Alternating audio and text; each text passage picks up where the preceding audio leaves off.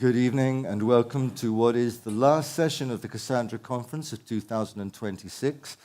Now then, the entire conference has been online, but this evening we have the pleasure of the company of some extremely important people, and we're going to be talking about a vital subject, not only for what Cassandra is concerned with, but also with regards as well to the world of technology and science and society in general. Before we start, I'd like to invite Miss Andrea Costafreda to come up here and say a few words on behalf of the Generalitat. Andrea is the Director General of Development Cooperation of the Department of the European Union and External Action of the Catalan government, which we call here in Catalonia the Generalitat. Andrea.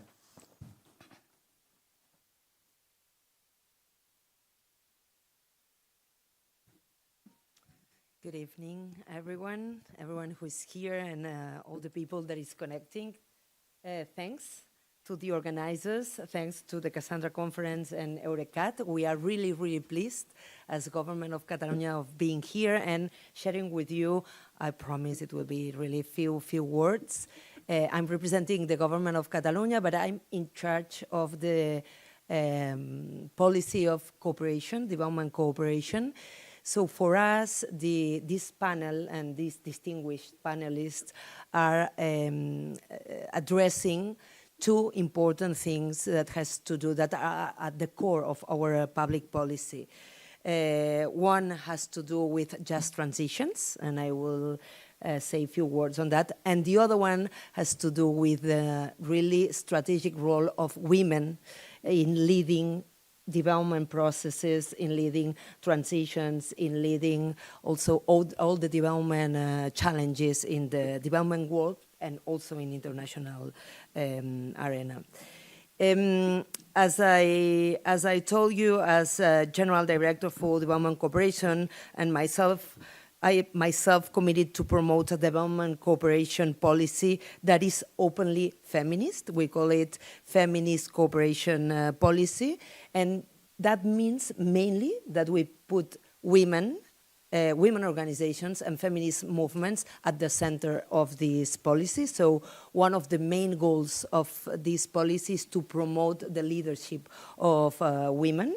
That has to do with all the transition challenges, climate change, water management, and all these challenges.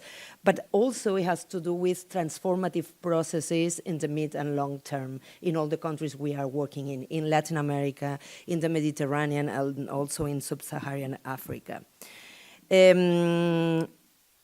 So we really believe that women in politics and women leading these processes makes the difference, but also the grassroots organizations we are working with that makes reality of this strange and complex concept that is intersectionality. No? When we talk about intersectionality, it has to do with women that are defending their communities, their land, security systems, defend their people. They are human rights defenders and are crossed by all the inequalities because of the fact of being women, of being ethnic women, of being poor, of being in some territories. No? So this idea of women leading all these challenges makes them especially vulnerable, their bodies, their communities, and also their agendas. Because of that, the Catalan cooperation is protecting these kind of leaderships that maybe are not so visible. They are more grassroots leaderships, but they really make the difference, and we need to protect them. We need to protect them at the level of the communities, at the level of national systems, and also international mechanisms. We have a program, a Human Rights Defenders Program, and we invite each year 3-4 women coming from Colombia, coming from Morocco, coming from Afghanistan that are human rights defenders. And normally their agenda has to do a lot with these big issues that are going to be addressed, that has to do with climate change, with just transitions, and etc. And just last words on just transitions. We, as Europeans, we as Catalans, and also as Europeans, we do really believe that the just transitions, the digital and the green transition opens lots of opportunities in terms of transformative paths for the productive structures, for opening and providing more opportunities, dignified work, etc. But we need to remember that in all transitions there are winners and losers. And our goal as, for the policies for cooperation, development cooperation, has to do with that, trying to find the ways that these transitions are transitions that have a positive impact in terms of social cohesion, in terms of dealing with these inequalities that can automatically provoke.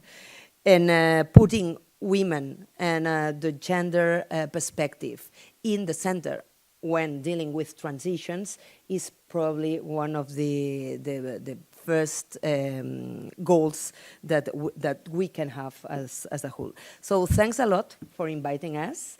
We as Government of Catalonia really support initiatives like this. We are absolutely pleased to have these really distinguished speakers, and I will stay here taking notes, and we will have then with Eurecat further conversations in order to be more supportive to this kind of initiatives. Thanks a lot.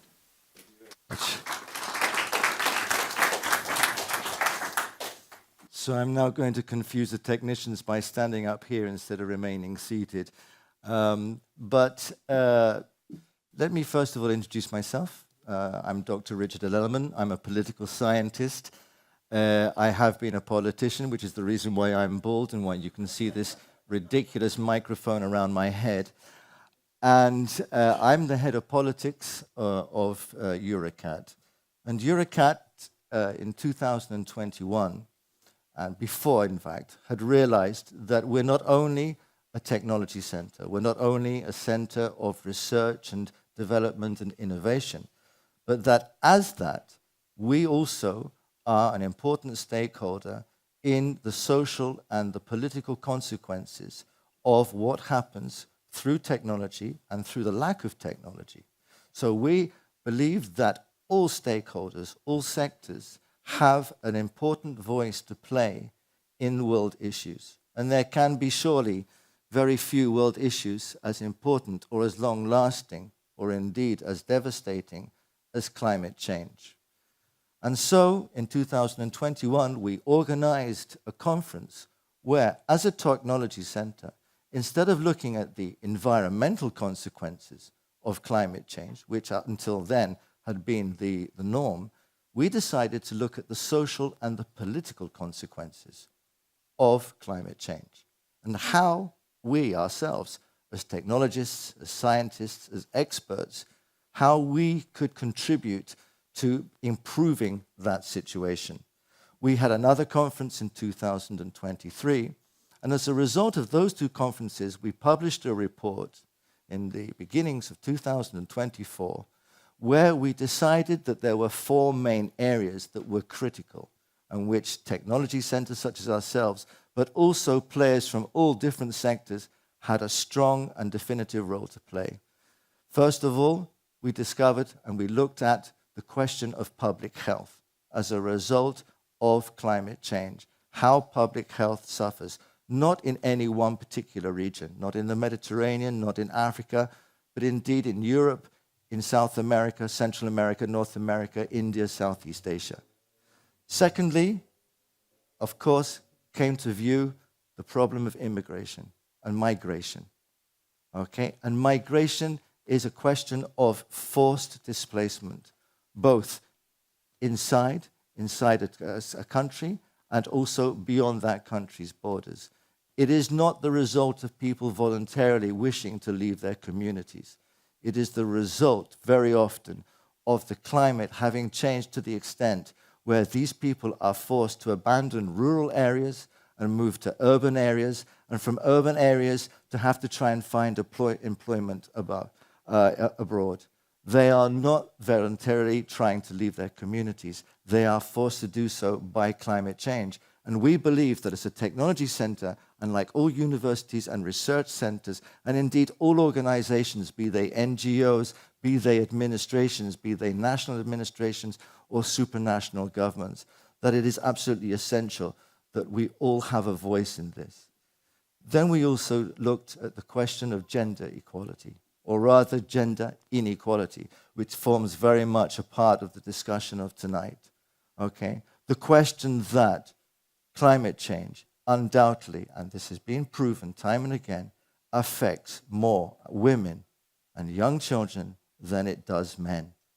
Okay? For example, the farmer who moves from her rural community because they simply do not have the water or the natural resources to maintain their smallholding, who are forced to go to an urban environment for the first time in their lives, very often because they are women, have not had the education, because it has not been permitted for them to have an education in order to adapt to a new lifestyle. Very often this leads to such dramatic consequences, such as sexploitation, whereby women are being forced to have sex in exchange for access to clean drinking water. Indeed, this is a report that we are at the moment co-writing together with the Vatican and the European Commission, and that we will be publishing in the spring of this year. And then finally, there's conflict. Now then, when we first started the Cassandra Conference in 2021, the experts who we invited to speak at the conference, they said there are no conflicts that have been caused by climate change.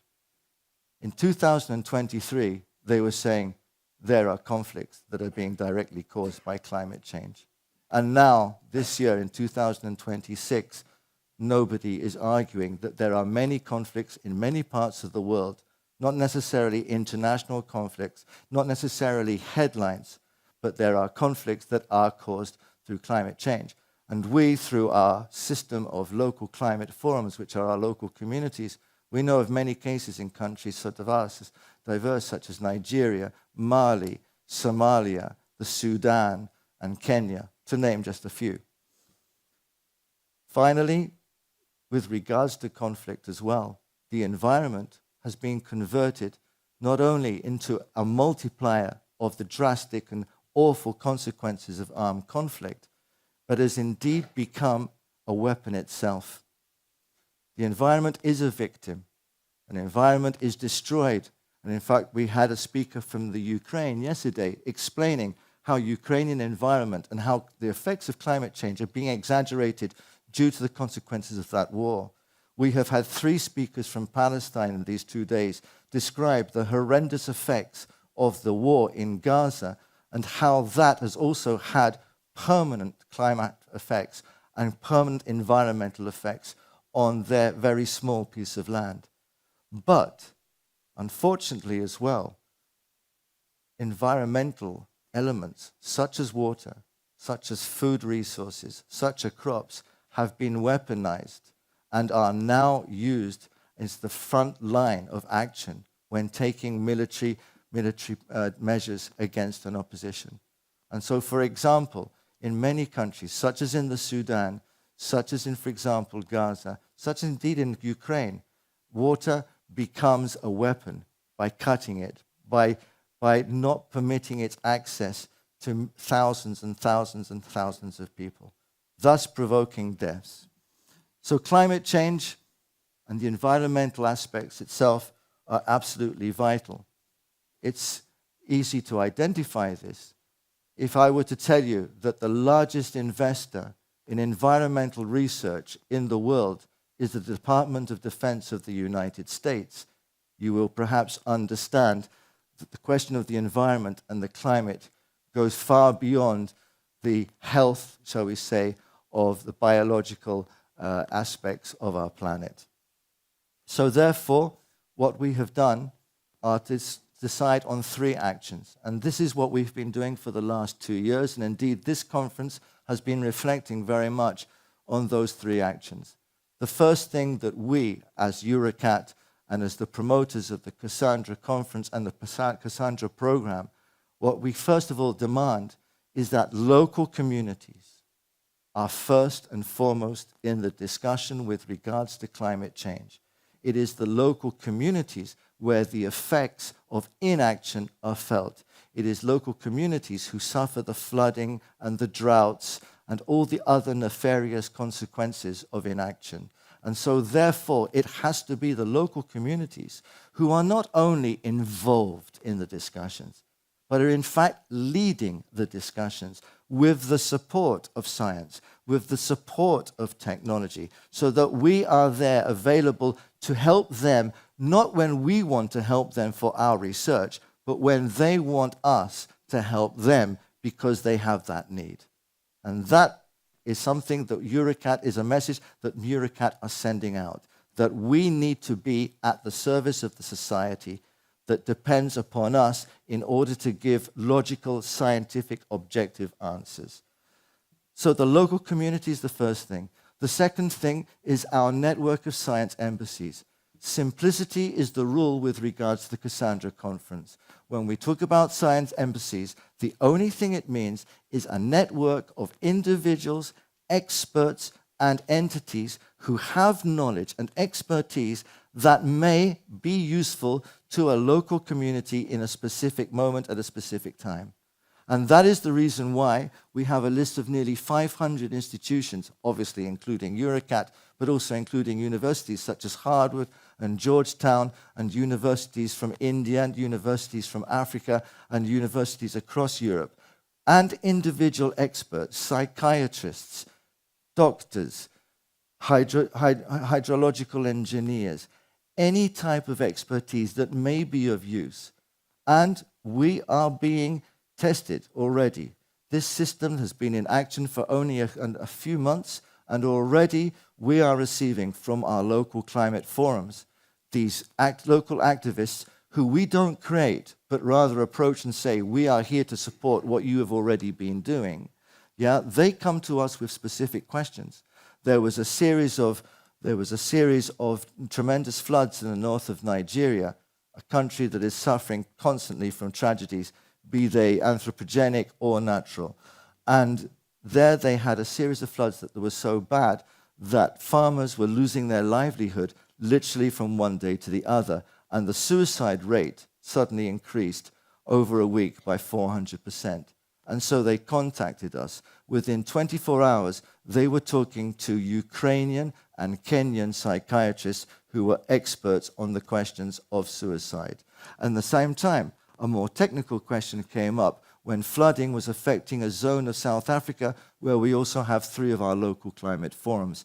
Within 9 hours, we had experts from the University of Washington, from Eurecat itself, and from the University LUMSA of Rome offering expert advice online to those people. And finally, and I've already spoken far too much, but I'm an ex-politician, so get used to it. Finally, but equally as importantly, we as Eurecat, we as scientists, we as technologists, we as engineers, we as experts in many different fields recognize the essential need of us being able to communicate our knowledge in a clear and accessible way to the general public. The time of peer-reviewed articles in unheard of journals is gone.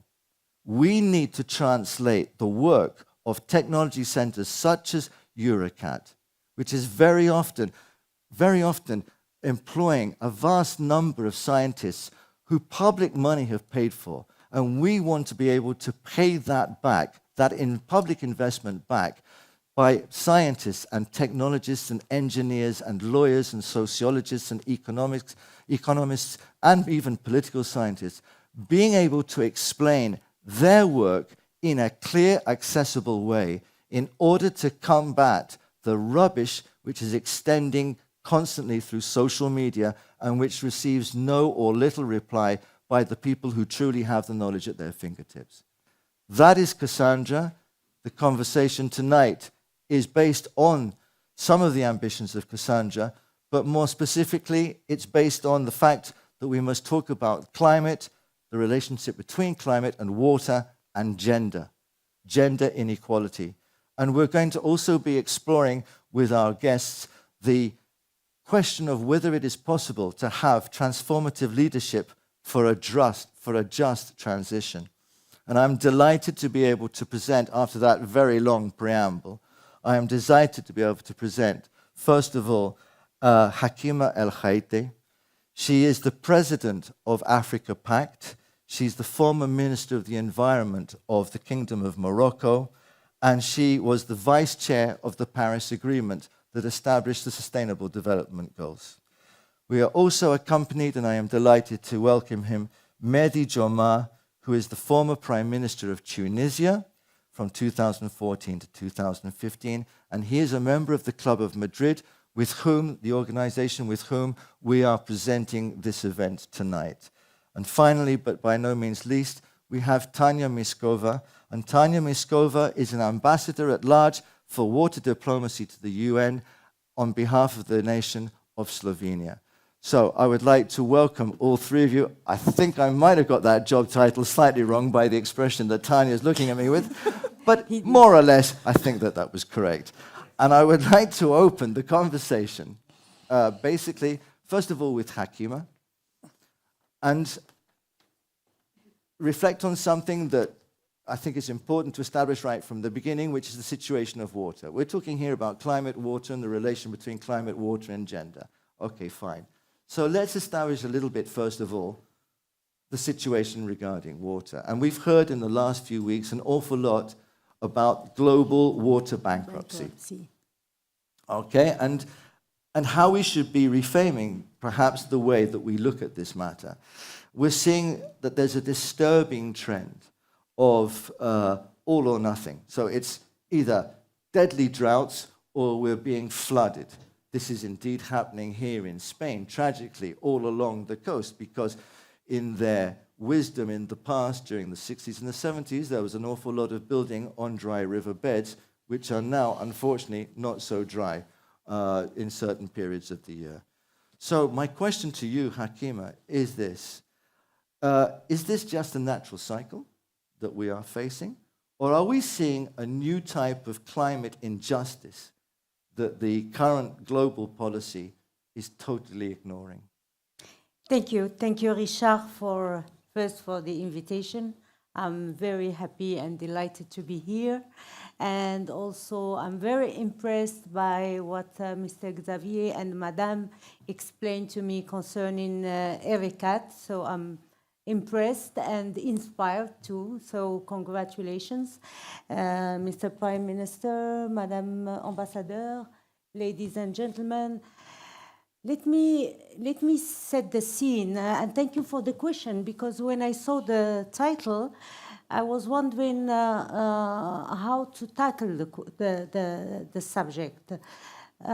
We are here together with the Club of Madrid because you definitely recognize that the water crisis is an urgent crisis, is a question of life or death, and it's not a future crisis. This is not a future threat, but this is an emergency crisis. And you are talking about the global water bankruptcy, and which was revealed by the scientists in the UN. Now, the trauma is there, and we know it. The data in everywhere in the world, but allow me to talk about Morocco and Africa.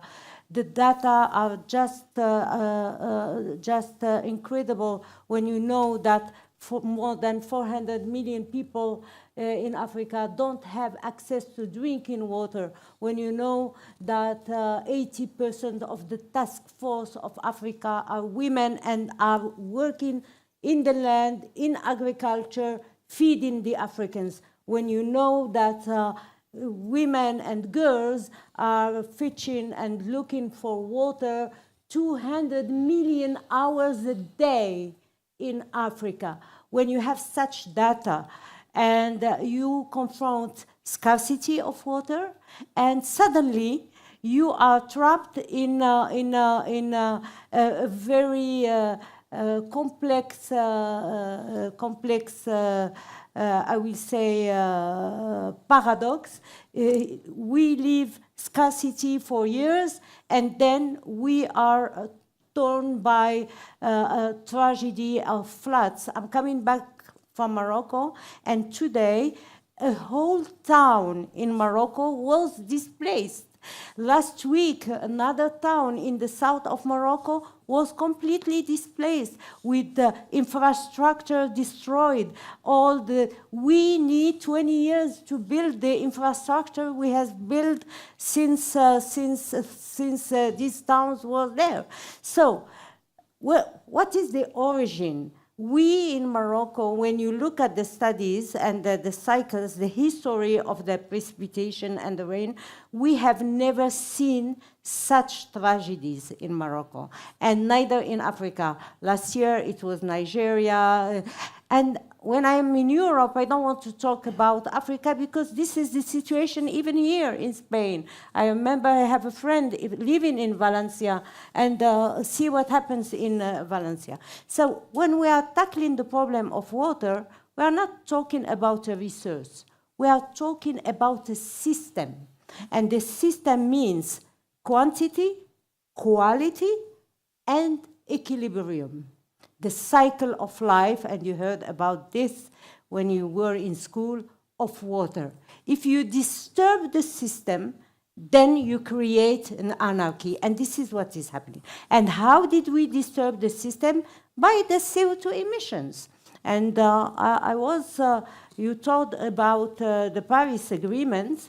In 2015, we adopted the Paris Agreement and with the objective to decrease the CO2 emissions at 1.5 degrees C in 2100. Today, we are exceeding 2.9 or 3 degrees C. So the impact of climate change, and this is already demonstrated by all the scientists. 4,000 scientists in the IPCC demonstrated that the CO2 emissions is not Trump. Trump is saying no climate change. But the 4,000 scientists said that the CO2 emissions are causing the warming, and the warming is causing all the problems of water scarcity, floods, migration. You talked about migration. When you have water scarcity, you threaten food security, you induce conflict. And there are many conflicts in Africa happening because of water. And you have 38 international conflicts which are registered in the UN because of water. So this is not new. This is something we know. And the IPCC is saying that in 2050, if we are not doing anything to decrease CO2 emissions, we will have 250 million migrants from the south to the north. So I'm wondering how Europe can deal with 250 million people migrating to the north. Anyway, so when we are talking about water, yes, we are talking about the system. And what we need now, we need to connect the water with what we are doing in the climate arena, with the mechanism that were created. You know that we have created a mechanism that is called loss and damage, and this mechanism has been designed to pay back and to compensate when you have a climate disaster. So we need to connect the water to the climate change negotiation.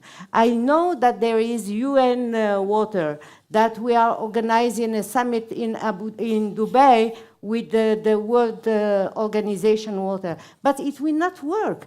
Treating water, gender, and climate in silos and like fires will not work. What we need to connect them, because when we are talking about climate, we are talking about figures, 1.5 5 degrees C, the trillions dollars to be invested, to de-risk investment.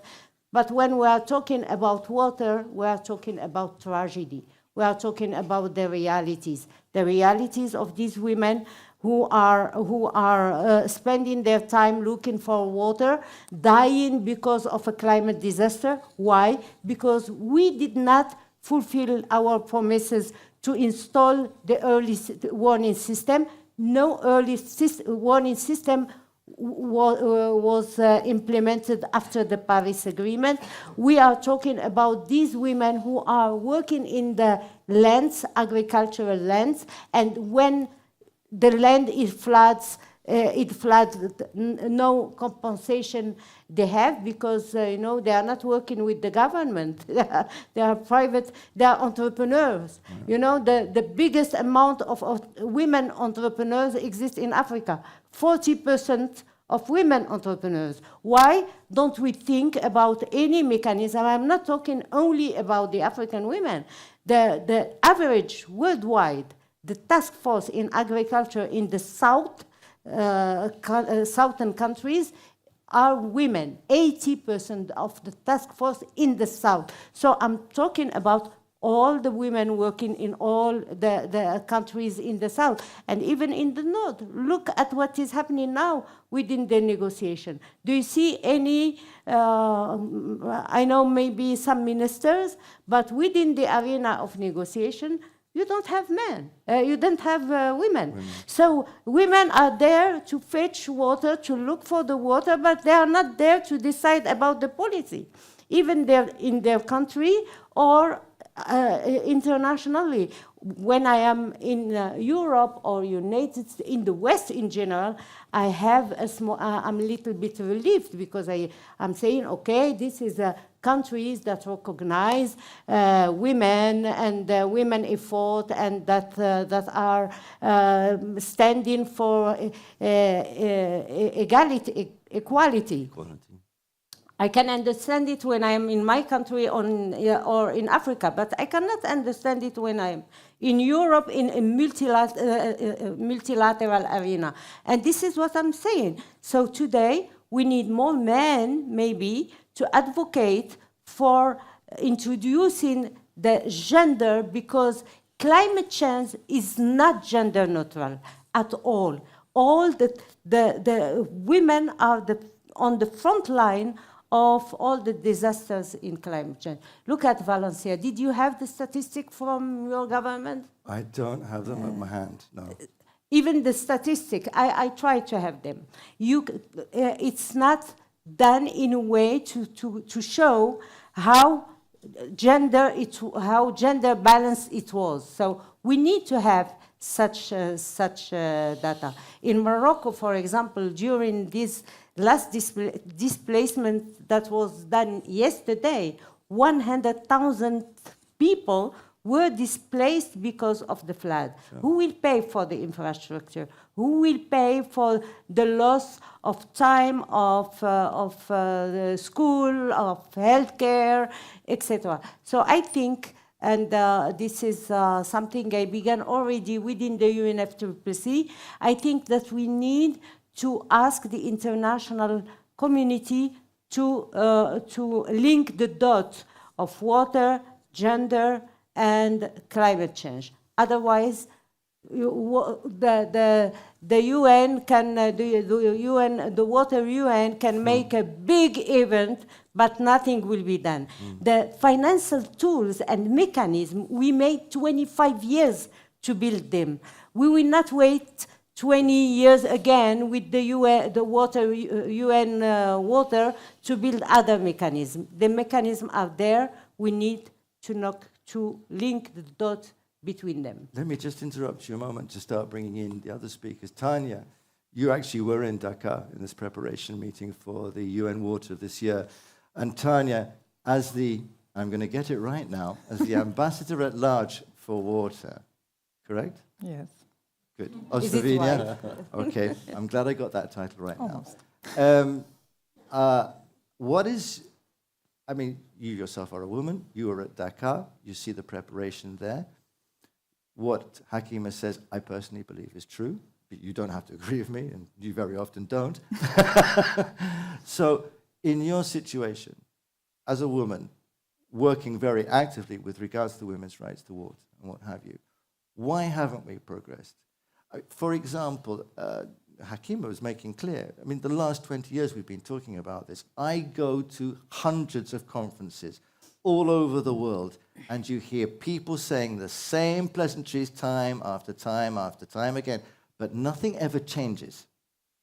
They're very pleased with their speech. They go off and they go and have a look at the local scenery, but they don't think about what they've said even. How can we change that? Well, first, let me start by just my impressions from the car. This was the preparatory event for the UN Water Conference in Abu Dhabi in December. And the whole preparatory process, I must say, has been very inclusive, including, the co-hosts of the conference, Senegal and UAE. They've, contacted women's organizations before even the formal preparation process started. We had a multi-stakeholder consultation the day before the conference in the car. We had, indigenous women speaking in the opening session. We had, I think, in terms of gender equality, there's nothing I can complain about this particular event and the whole preparatory process, which was really very inclusive. What I think has been an obstacle, there's been a lot of progress, and especially in Europe, but also in many other regions, in terms of gender equality in the water domain. But I think where we bump into a wall is with countries or cultures where water is still considered a national security issue. Mm-hmm. And national security, when you talk about national security, this is a masculine domain. Mm-hmm. It's something to do with, strategic. I mean, it's still something that's out of bounds for women. So these are the countries that also have a very securitized approach to water, and I would say the negative perception of peace. These are also the countries where you cannot talk about water and peace because they understand peace solely as the opposite of war, while most of us understand peace as, social cohesion, sustainable development, environmental preservation, etc. So when we, what we're trying to do is when we promote gender equality in water diplomacy and transboundary cooperation is to also address this nexus, the water and peace nexus, and try to transform it. Because without that, I think we'll always bump into a wall. But there's many other obstacles. And how do we do that, Tanya? How do we transform that process? Well, first, of course, is, we like to talk to like-minded people, countries, and that's easy. But we need also to talk to those that don't agree with us. And we need to do it actively, proactively. And it's not easy. These are difficult dialogues. And then there's a process where you can go bottom up, or actually both is, it's ideally to do both. So to encourage civil society interchange, joint research, joint fact-finding, you have, for example, EcoPeace Middle East, a fantastic organization who's been around for 30 years, working with people on the ground, educating them about their common environmental challenges. And it's important then that you get these, bottom-up and top-down approaches to meet, because if you just do top-down and the ground is not ready, it also won't work. And then, of course, you have, I must mention here, one of the biggest and the most wonderful networks that I'm very proud to be part of, and this is our badge of honor, the Global Network of Women in Water Diplomacy, which started in the Nile Basin and has now expanded to South Africa, to Central Asia and Afghanistan, to North America, to Caucasus. And just on the margins of the Dakar meeting, they had the first workshop for West Africa, so hopefully we'll have a network there. It's hundreds of women We're all in a WhatsApp group, and it's such an amazing group where we have mentorship programs, we have capacity building workshops, mostly online, some in person when possible, with very limited resources, of course. But I've seen in the years that I've been part of it how transformative it has been for the young water diplomats who have seen that, and learned from their more experienced mentors what can be achieved if they persevere. But also how it, helped transform narratives and perceptions in their countries. And for example, in Africa, it led to some of the river basin organizations like ZAMCO to adopt gender equality strategies. I will come back to that in a moment. But first of all, I'm delighted to have Mehdi Jomah with us, the former Prime Minister of Tunisia. And as a former head of state, as the former Prime Minister of Tunisia, I'd like to ask you that, you, for example, were the head of state of a country that is constantly facing water stress, and at the same time, climate vulnerability, and also at the same time, numerous complex governmental issues which were not environmental, so that you had to balance all of these issues. Now then, within that context, without the context that you were when you were in Tunisia, and now in the situation that you in your life now, when you look upon that, how do you think that? We're talking about trying to bring women to the table. Somebody said yesterday, and I was scratching my brain now thinking who it was, but somebody during the conference yesterday said online that if you're not invited to the meal, you're on the menu. And it does seem that very often women are not invited to the meal, and that they do tend to be on the menu and then perhaps may be informed of the results when it's far too late for them to react. So, Mehdi, as a former head of state, how can governments in general effectively integrate a gender perspective, in this case, into water, which can be effective and can be actually applied? Because, for example, Tanya, you've now quoted something about there have been these agreements and that, we have these protocols and what have you, but we're also living in a world at the moment where protocols and rules of law are being thrown to one side. So, and we haven't achieved parity. Women are still very much second-class citizens, unfortunately, in a vast number of countries. How do we combat that? So thank you. I agree what was said by Hakima, and maybe I will try to answer your question and the questioning of Hakima, why we don't have enough women, and maybe at these high positions, policy and decision-making makers. I will take the example of Tunisia.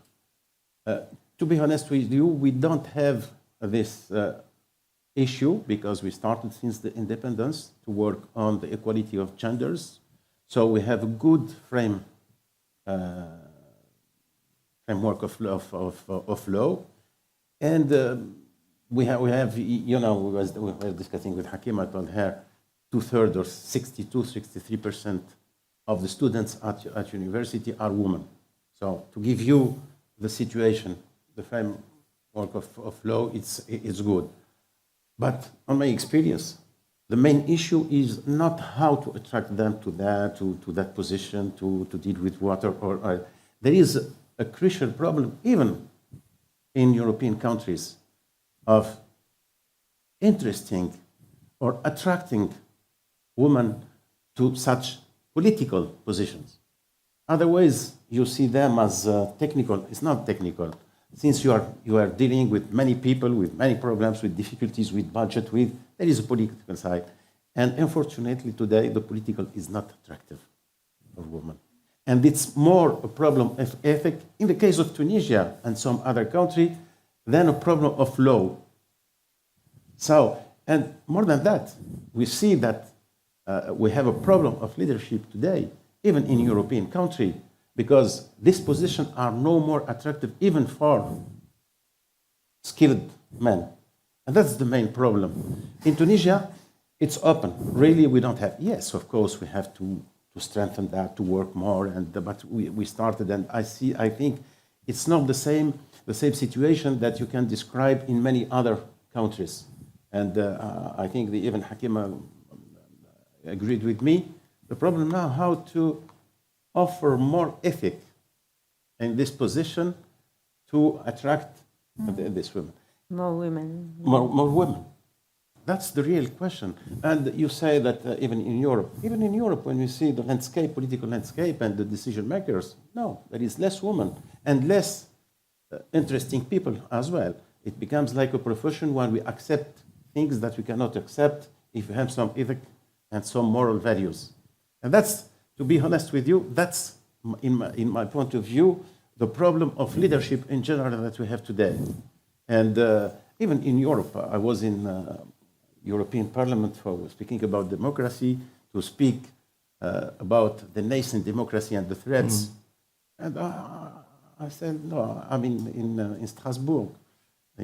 So I'm in the temple of the democracy European. Let's speak about the European democracy, which is now not able to produce the right leadership. And we see it today. We are at the point, at a turning point, where there is many conflicts, a change, a reconfiguration of the world. Where are the European leaders? So if we have really an ethic, good rules, ethic rules, you will see you have the competences, because in the university, in everywhere you will find as men as women. And in some countries like ours, like Tunisia, there is more women, qualified women, skilled women, trained women than men. But they are not interested by that. But allow me to be provocative. I like to be provocative. Yes, please. Is it because a politics isn't sufficiently attractive to women, or is it because the political world has put obstacles so that women cannot become involved? Because I personally feel, and I've lived in Africa, I've lived in India, I've lived in Afghanistan, obviously I've lived in Europe. And I feel that no matter where you are, and you're absolutely right, it's a European problem as much as it is anywhere else in the world. I always have this sensation that I know many women who want to become involved, but for example, according to whichever culture it may be because they have to look after the family. It may be because they don't have the time that their husband or their male counterpart has, not because that's the right thing, but that's because that particular society or culture says, no, that's the woman's role. So perhaps they don't have the opportunity to become as involved. No, I think it's the way we are making politics. It's the way things are running that makes barrier for. I don't think that man will make a meeting to say, okay, we will make barriers. It's not like that. But that's the reality today. The way politics is made is not attractive for the woman. There is other constraints, in fact, the family, the culture, but it does not explain the whole phenomena today. No, really, it's the way we are making politics, the way we are gathering. See, in every country, you see that, even in the developed country, what is happening with the leadership. Maybe you can explain what is the way you are doing politics which is not attractive to women. No, because it's not. No. The way is a clean way. You know, politics. Yeah, clean. Yeah, clean way. Ethic. That's right. Yeah, you know, if it's clean, you will see. You will attract more women. Yeah. And when you attract women, it will be cleaner. Yeah, I partly agree together with you because I worked on women issue since very long time. I am mother of 3 girls and born only with boys. So for me, women issue was something very important. And I worked worldwide, not only in Morocco. I was president of Liberal International, so I worked with all the countries. Women issue is not African or Moroccan or a Muslim issue. It's a worldwide issue. Yeah. We are living it in different way at different intensities, but it's different. For example, how can you explain that a very talented lady, very well educated, very well graduated in Europe is pays 20% less than a man in the same position and with same degree. In Europe, it exists. The how do you call it? The glass ceiling. We say glass ceiling. Yeah, is existing even for women in Europe. And I agree together with you when it comes to clean. Personally, I can understand the competition even between men. If we compete, two men compete for a same position, you will do everything to compete with him and to win the position. So I can understand the competition between men and women when it comes to a high-level position. The only thing, personally, I cannot understand is the unclean way it's done in our countries. I'm wondering how it is here in Spain or in Europe. But, for example, I will never corrupt to have a position. We never make tricks or lie or use fake news. And these are tools that are used by men. Well, not just. I mean, there's certain American ladies whose names come to mind at the moment. You're like, maybe not. Or maybe more by men than women. But I mean, for example, it depends on the ethic of the person. I always say to women, we are very lucky. We were not responsible of the First World War, neither on the Second World War, neither on the first economic crisis, nor on the second economic crisis. And today, we are aware, all together, men and women, that this world cannot heal without our work together with men. And I'm always saying that we are not competing with you. We are perceiving the world in another way. When we want to make an urban plan, we are thinking about the small girls, the boys, the mom, the pregnant woman. We are thinking about some aspects that are not in the mind of man. Man is thinking about infrastructure, motorways, airport, industrial area. We are mothers. So we can bring to the society things that men cannot bring. If it was me who designed the town of Qasr Kbir, I would have never designed this town in the downstream of the dam.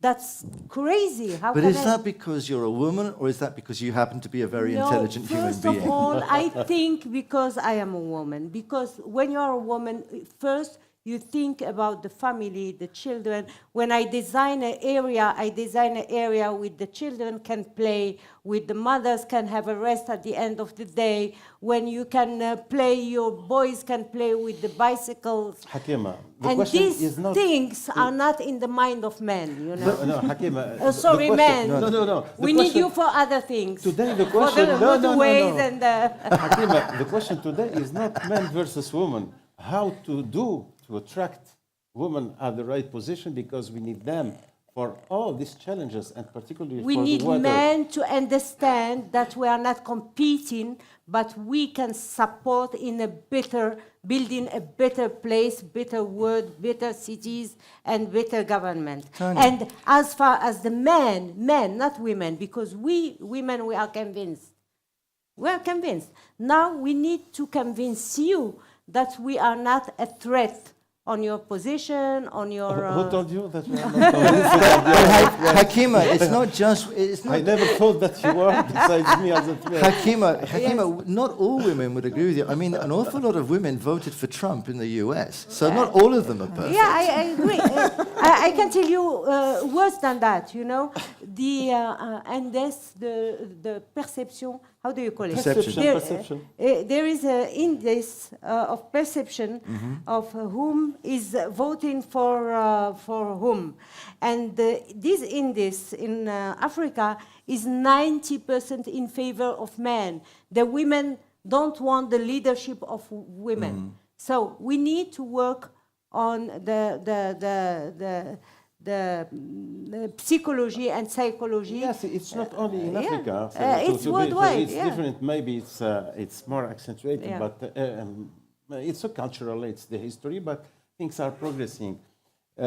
So, after this remark, So and your now, long now that remark, but now that you've made the correct noises, well done.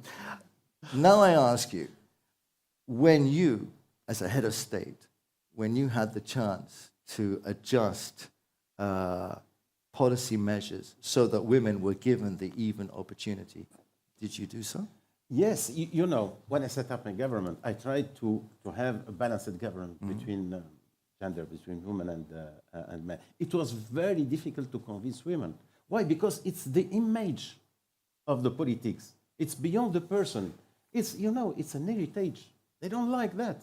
They don't like, they are more serious than, to be honest, they are more serious. They want to work, to focus on that, and not to be a part of this game. And where you are in political scape, you are in the heart of this game. Whatever you want or not, it's not my choice. Me, I'm coming from another culture. I'm coming from the business, from industry, from international business. So I'm in the competitivity, and I understand things when they are produced, when they are concrete. But that's the landscape where you are. And it's not favorable. And believe me, it was very difficult. I succeeded to convince 3 of them. And they were courageous. And it was not easy. Why? You've just said an important word. You've just said courageous. Why would a woman have to be courageous to go into politics as opposed to a man? Yeah, because with regard to their idea and their perception of politics, it's a big effort. It's a big challenge. She's judged differently. It's not because the skills or the kind of job. It's because They the look at your environment clothes, they look at your and the hair. way. Or is it, as Tanya Tanya. says, because they are judged differently? Tanya. They are under much harsher scrutiny Yeah. than men. You know, the men are not judged. You know, do I like your tie Yeah. or no? But Your lips, your everything, your shoes. You know, shoes, yeah. This your is way how Excuse me. I came in the office this morning dressed like this, and I have had WhatsApps and comments all day from my colleagues going, "Oh, you're wearing a suit." Men are also noticed for these things as Yeah. well.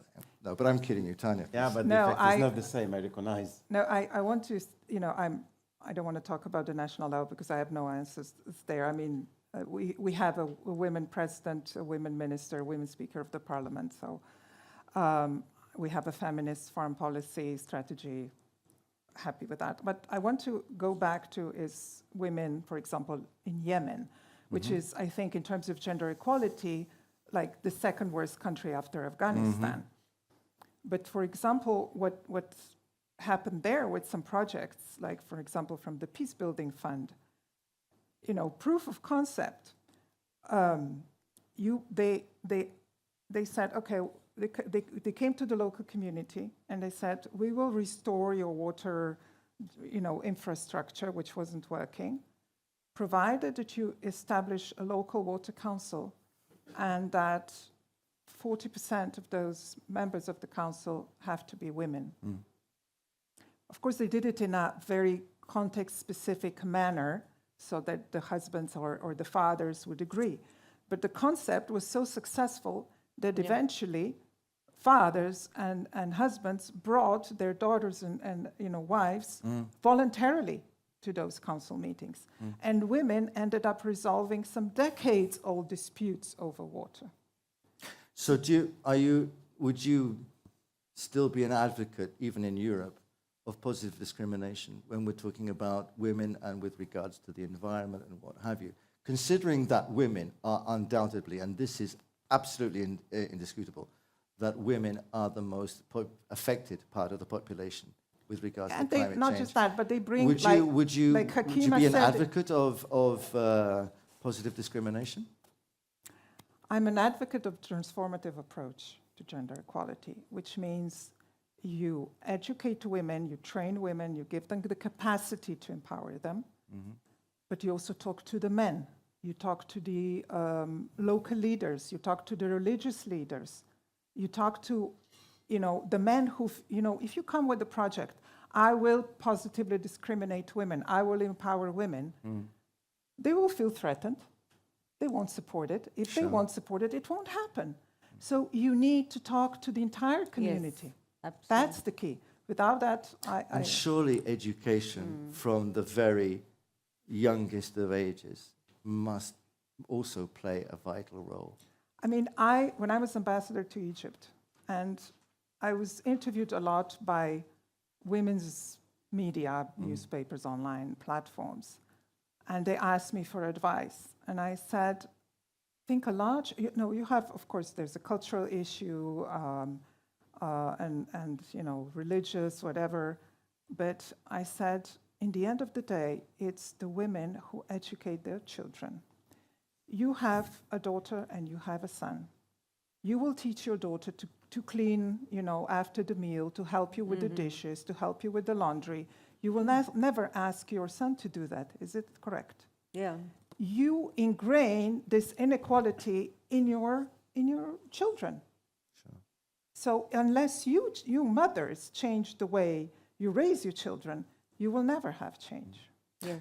Do you agree with Hakima when she says that if it were women who were in charge, that we wouldn't have the same crisis that we have now? I think I understood you when you I'm said that, sure, Hakima. 100%. I mean- I understood. Yeah, Yeah. I mean, just Raise one your example. hand. Who agrees with me? I think a good example See? is There is a man, a gentleman. Thank you, sir. No, Thank you. No, I think a good example is Iceland. Remember the financial crisis where all the Icelandic banks, led by greedy men, collapsed. The financial system collapsed. And then, the public revolted because, taxpayers then, have to pay for the banks, etc. So they decided to go for women. And the next, generation of leaders, prime minister, president, executives were women, and the country recovered very well and is doing very well today. So I think a proof. No, and it's undoubtedly Yeah. true. I mean, for example, Yeah, I think was about, brought. Sorry. Rwanda. Yeah, Rwanda. yeah. For me, this is a very inspiring example. Rwanda, after the genocide, was governed by women. And the country has never done better than what you have. You have 65% of women in the cabinet. You have more than 60% of the women in the parliament. And the country is moving in extraordinary way. I'm not saying men that we are managing and leading better than you, but I'm saying that give the opportunity for women to work together with you. And I agree with you that we have a lot to do in educating women because it began at home with the children. I fully agree with you. And I think that we cannot tackle the issue of women in the same way in Africa. Even in Africa, it depends on the region, on the country. You will not find the same problems in Morocco than in the Sahel, for example, or in the south of Africa. You will not find the same women problem in Europe than in Africa or in United States. But the common point is that in the mindset of men, there is still this story of stereotype. We have a role, and it's defined in the mindset of the man, and we need to work together with men to change such things. I think also the perception of what a male is in a society needs to change. What is their role? Because I've read a recent study on masculinities, and in post-conflict areas, I think it was mostly Asia. And it turned out that, of course, most men perceive, what it means to be a man is to have a family and provide for the family, to be but it turns out that not all men want to marry. Deep down, many men don't want to have that role. They just want to stay single or, do their thing. So it's also, for many men, this is a burden because that's not what they want to do. So I think we need really, it has to be a societal change, not just empower women, but really also talk to men what they want. Sure. Yeah. Just one remark. No, please. I'm speaking about Tunisia. I'm sorry, but I have to say that it's not the situation you are describing. It's quite different, really. We made a lot of progress. And we started a couple of decades before. It's not a long time, but we made a lot of progress. If you see the education, you are speaking about education.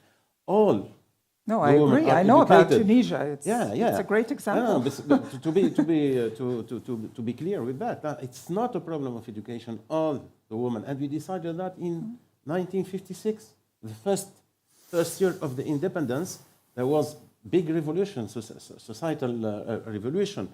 The education was obligatory, mandatory for all children, for women, boys and girls.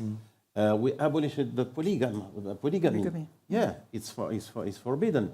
When you see the law, the frame of law, it's more progressist than even in some European countries. You know that women in Tunisia got the right to vote before Swiss or many other countries here.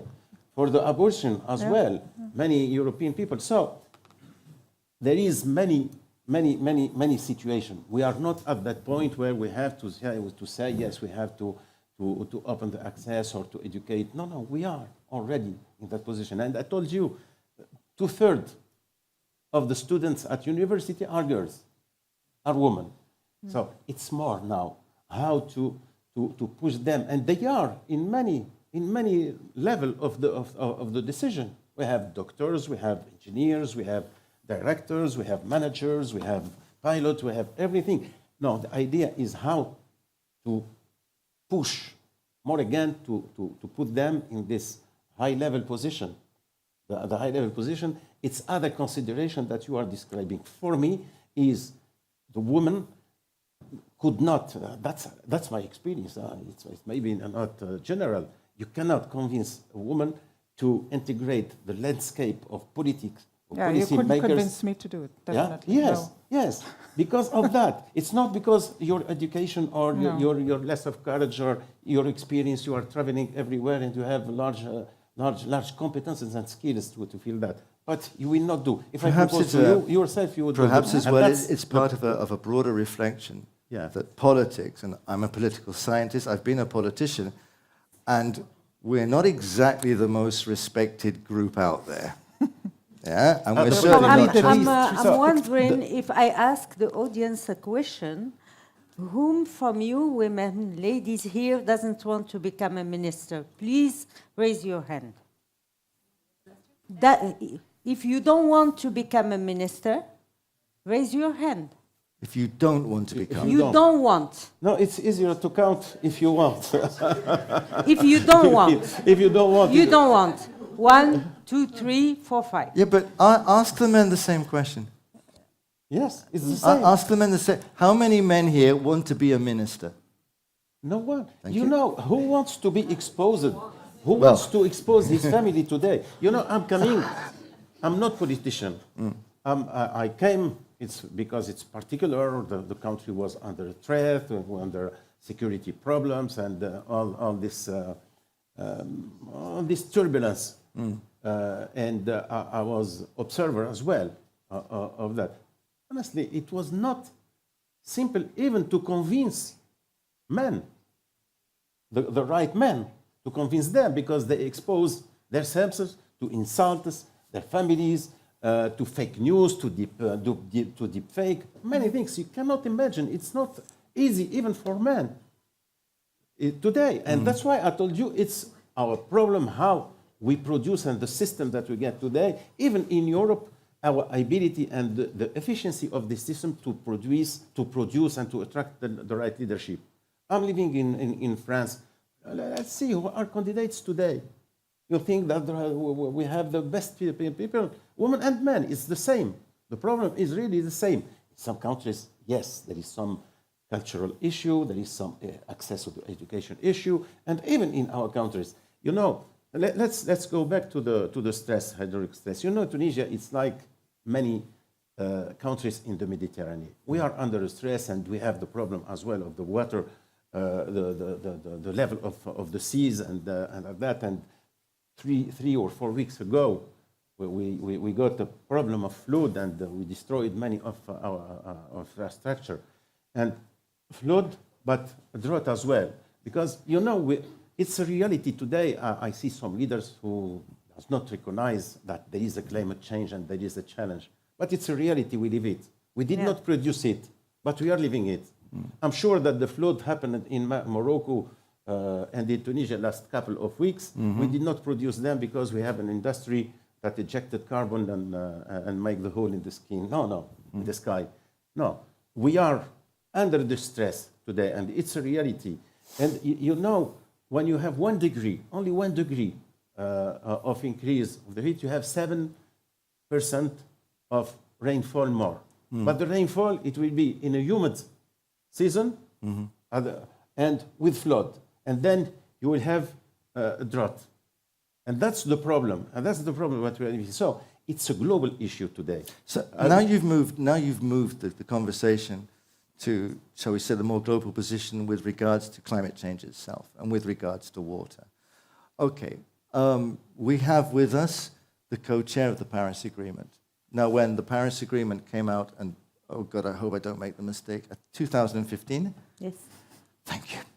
So when that agreement came out, everybody was going, yes, this could be a turning point. This could be a definitive moment. And it was important. I'm not undermining by any means the work that you were responsible for, Hakima. But the results, as you yourself have said, is that we've already gone past that 1.5 degrees, which was actually which was then predicted for 2100. Mark Carney, the other day, I've already quoted him in this conference, and I'm going to do it again because I was so impressed by him. Mark Carney, the other day, as we were discussing before we came in today, the Canadian Prime Minister, he made a speech which for me was probably the finest political speech I've heard in the last 10 years, with the exception of the 2 politicians here today. And what he... You never heard my speech. You will regret what you said. I'm more aggressive than you. So, I mean, Mark Carney said in plain English to the world that, look, this is the reality. This is what we have. We have Trumps. We have Putins. We have crises. We have issues such as Sudan. We have economic interests. And we do have climate change. But he was talking specifically, he was talking in Davos, he was talking specifically about economic interest. He was saying we're going to have to be pragmatic. If we're going to have to deal with the Chinese, we're going to deal with the Chinese. If we're going to trade with the South Pole, then we are going to import penguins. That's fine. And he's right. And he said in this sentence, which at that time I wrote down, he said, instead of waiting for a world to be what we want it to be, we must now, at this moment, start working with the world as it is. Yes. So, my question to all 3 of you is, faced with the situation regarding climate change, faced with the situation that climate change, even now at the moment, is not even on the front page, because how can it compete with what is happening at a geopolitical scale around the world? What possibilities do we have realistically in the real world, without nice words, without the typical blah, blah, blah of conferences? What do we really need to do now if we are to avoid the future deprivations, both social, economic, and political, that have already been seen, but will be seen even more as the century proceeds? How long I have? You 1 have hour? as long 1 as hour? as 1 long as hour? you want. When they start, Let me tell you. leaving, Let me tell you the story.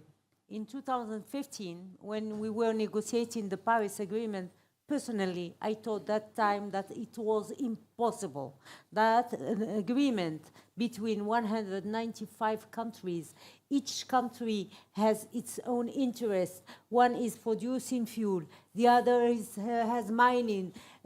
Each country has its own interest. And imagine in your family with 4 people or 3 people, if you want to decide to go on holiday and you ask your wife and your children, you will not agree on the destination. And that was the situation in the Paris Agreement. It was a historical agreement. I'm still saying that this is the most historical agreement we have had. What we need, since the Paris Agreement, we said, okay, we don't have technology. And we involved all the private sector, business, innovators, and we I personally launched, together with Laurence Toubiana, the Marrakesh Partnership in Marrakesh, where we have everybody. We have the innovators, the scientists, the bankers, the public sector who is making policies, and the private sector. We said, okay, what do you need to build the technology? And we did it. This is the chance and the opportunity the world have now.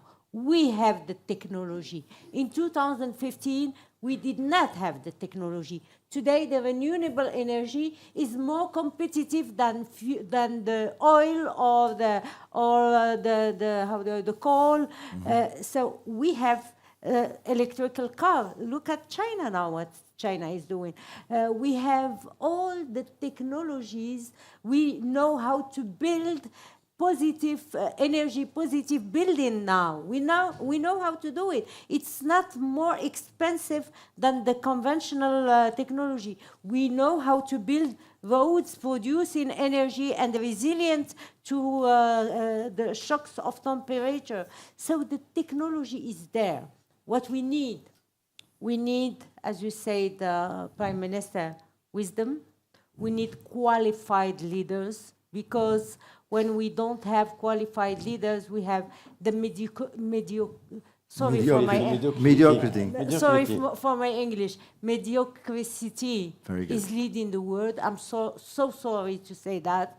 We need leaders that can fulfill promises, and the promises are there.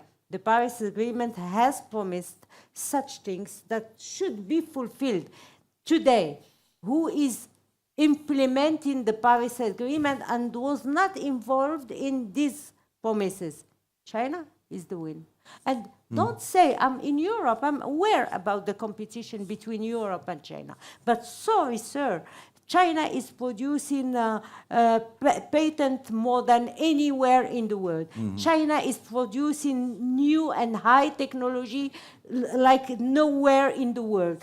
So, and the market will decide. So either we will listen to United States and Trump and not do anything about climate change, and we will continue, not only for the South, I'm not talking about the South now anymore, because this concerns all of us everywhere. In United States, you have climate disaster. In Europe, you have climate disaster. In Asia, you have climate disaster. So it's everywhere. Yesterday, in 2015, we used to believe that scarcity is the problem of Africa. Climate adaptation is the problem of Africa. Not anymore. I was in Netherlands 1 month ago, and I met with a young lady who is the Minister of Defense in charge of resilience. I didn't understand, what's that? Minister, you are the Minister of Defense? She said, no, I'm not the Minister. We have a Minister of Defense, but I am the Minister of Defense in charge of resilience. What are you doing? And she explained to me that she was preparing the citizens and the industries and the institutions and the engineers of her country to be resilient to any shocks, virus, economic shock, climate change, war. This is what she's doing now. This is the situation. So how can we have hope? If you go now to the climate arena, since the Paris Agreement, CO2 is increasing constantly, and it has increased by far during the war. the war of Ukraine and the war of Israel, and now it's increasing. So we have to make a choice. Either we follow the people who withdraw from the Paris Agreement, who don't believe in science, because this is science. Either we believe in science and we understand that this is an existential challenge and threat, not only for the most vulnerable, because we used to qualify the most vulnerable, the southern part of the world, not anymore. You are as vulnerable as we are. Mm-hmm. Either we decide to choose this fight and to advocate for the implementation of the Paris Agreement, the fulfillment of the promises, or we decide to follow Trump, and Trump... Tanya, what do we do? I mean, I think, it can maybe a temporary choice between, security and climate, but I think climate comes back. You have floods here in Spain. You've had them before, you will have them again. We all had them, or have droughts. We all have these catastrophes. Our catastrophic droughts 3 years ago affected 60% of the country. Yeah. 60%. Yeah. So 16% of our GDP was lost, overnight, basically. So you can't pretend the world goes, regardless, and that we won't invest in climate adaptation because we need to, spend more on defense. It's not an option anymore. Could a turning point be? I mean, for example, there was an article in The Guardian this morning. It's not only Trump. I mean, I was just giving the example. Because yeah. the budget of defense even everywhere has increased. No, but what I was going to ask is that today there was an article in The Guardian this morning, and it was saying that we are now at the point where climate change is going to affect the money in people's pockets. Yes. Yeah? Now then, is that, and I thought, maybe that's not a bad thing, because surely so many voters, if they live in an electoral democracy, or so-called democracy, at least if they see that their pockets are affected, that normally determines the way that they vote. Yeah? So, do you think it's possible that the fact that climate change actually does start affecting not African economies, not Southeast Asian economies, no, European economies, is what we laughingly call the Western world economies, do you think that that could be a turning point? Absolutely. When you have your house destroyed for the fourth time, and the government, says, okay, you're not allowed to rebuild here anymore, because, we won't allow you to, you won't get insurance for your house, you lose everything. And, still people cling to their land. And then what the government did is they brought a climate expert to explain to these people that this is not a flood that will come, once every 500 years, because this is the kind of flood it was. But this may happen in 2 years or in 5 years, and it will happen more often. Yeah. So, you don't really have a choice. And then people accepted it, because people don't trust politicians, but they still, most people still do trust scientists. Yeah. Sure. If they speak their language, which is also very important. Before the floods, people were, people from the Ministry of Climate were telling me when they went to the, to speak to the people on the ground, people were tired of, stop about this climate change, this scaremongering, we're tired of it, just, and separate waste and save water. I mean, we're tired of this, just leave us alone. After the flood, nobody, says that anymore, because everybody, when they want to buy a house, the first thing they do is check whether it's, landslide prone, flood prone, which is like, 2/3 of Slovenia anyway. So, but everybody wants to have a house in the garden, right? So, yeah. And the number of laws that the government managed to pass now in terms of, land management, spatial planning, that it wasn't possible to pass before is amazing because of that event. And I think this will definitely create changes, because if you look at the World Bankruptcy Report, I mean,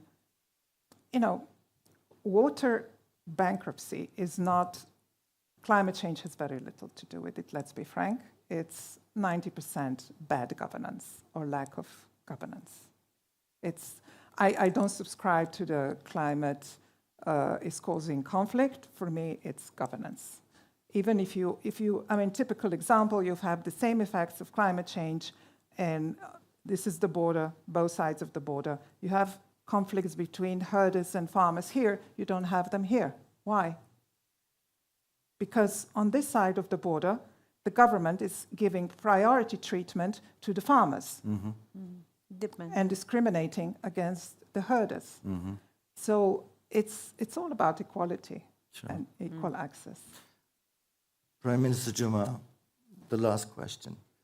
In the world as it is, in your experience as having been a head of state, how would you approach now another head of state who is not taking any action against climate change, who is not improving the situation with regards to women, and who is not concerned with the question of water in his or her nation?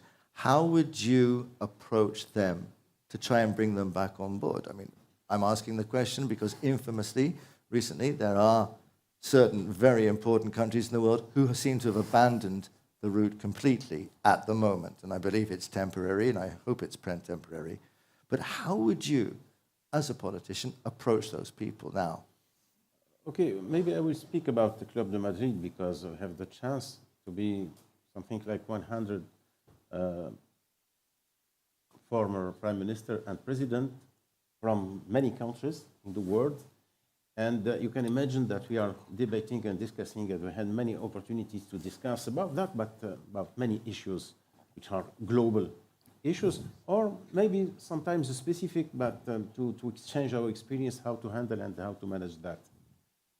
I think a large part of them are convinced, really, that there is a real challenge, global challenge for the humanity everywhere in the world, and we have to face this challenge of the climate change.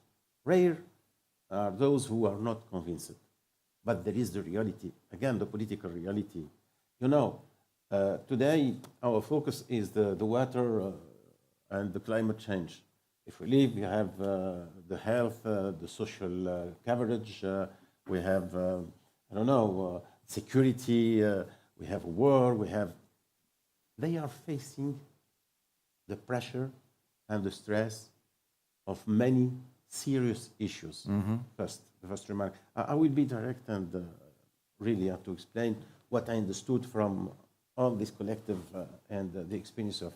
So, if you take any of them, they're under the social pressure, security, many issues that they have to handle, and most of them, they have deficit today. So we are expecting public money, because it's okay, we agree in the principles. It's okay, it's less expensive, but we have to invest. Any change, we have to invest. You want the energy transition, you have to invest. You know, it's a question of budget, of money, of arbitrage, how to say? Mediation. Arbitrage. Arbitration. Mediation. Yeah. It's mediation.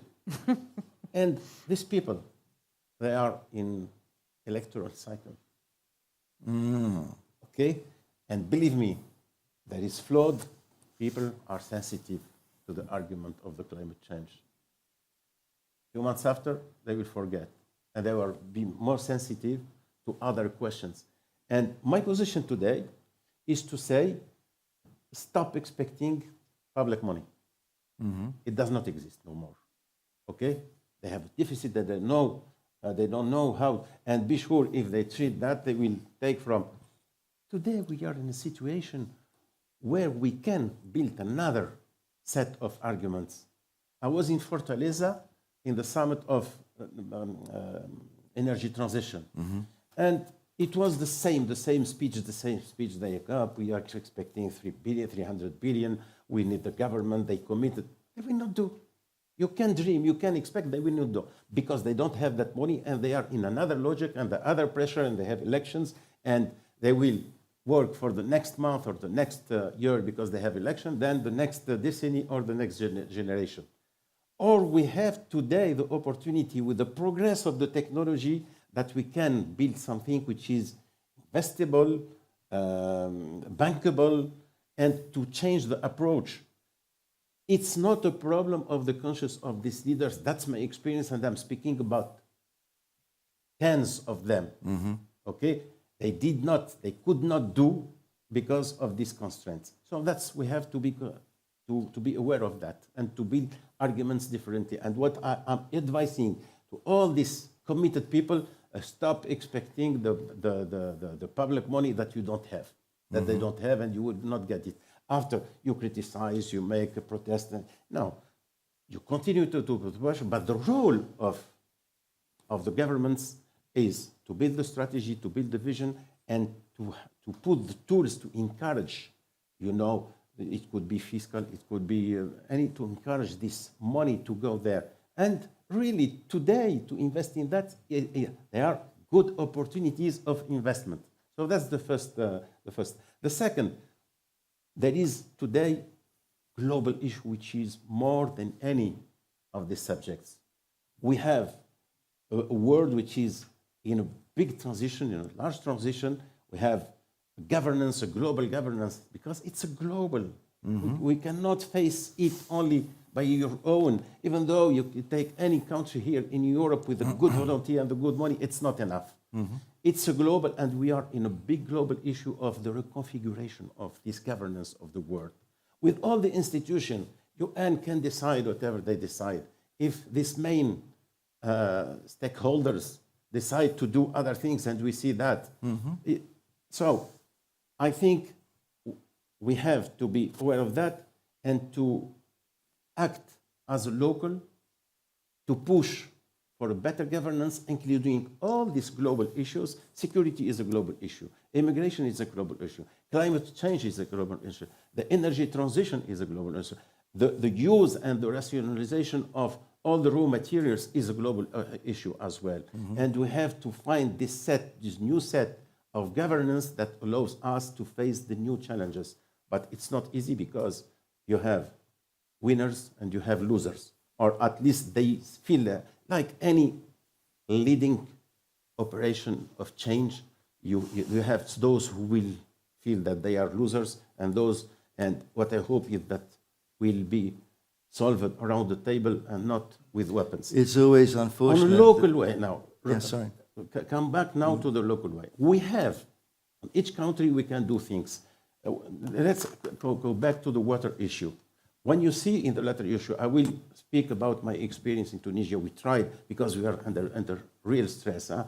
We have something like the renewable water that we have, it's under 450 cubic meter, which is really, it's more than a stress, it's dangerous. So we launched what you call les instances, national consultation on water and agriculture. And let me tell you something. The most important and valuable information came from women on the ground, because they are the first line facing all the stress of water, because they are in charge of their household water providing. They're in charge of their household food security as well. And they are really involved. Even more argument that they must be involved from the start. And I was surprised by the expertise they have. Even they are it's from this global issue to how to preserve the soil, how to preserve the biodiversity, how to create and to preserve the ecosystem. And they were speaking about that, even though they were telling that if you want to combat, the carbon, you have to reduce the carbon emission and so on, but you have as well to treat your soil, because when you have water, you have to keep it. And so you have to enrich your soil with these racines, and so to recreate this ecosystem. And they proposed many ideas how to do things. That's what we have to do today, is at this level at least, is to push them, to reinforce them, to foster their action by giving them better access to the information, better access to the funding. It's a real problem, funding. And again, for the small loans, it's almost 100% of success. Yes. It's amazing. Yes. It's amazing. So that's the work that we have to do. Yeah. What to do But is that's- at you that can do- level to Yeah. strengthen them, 5,000. to give them technology, education, information. What I mean by education, specific education for that, specific expertise, and they are already on the front line and they want to progress because it's their daily life. Today, all this water stress is a stress on their daily life. So they will be naturally succeed because they want to improve their lives. And for the global, I think we can dream, but we have to see things as they are, okay?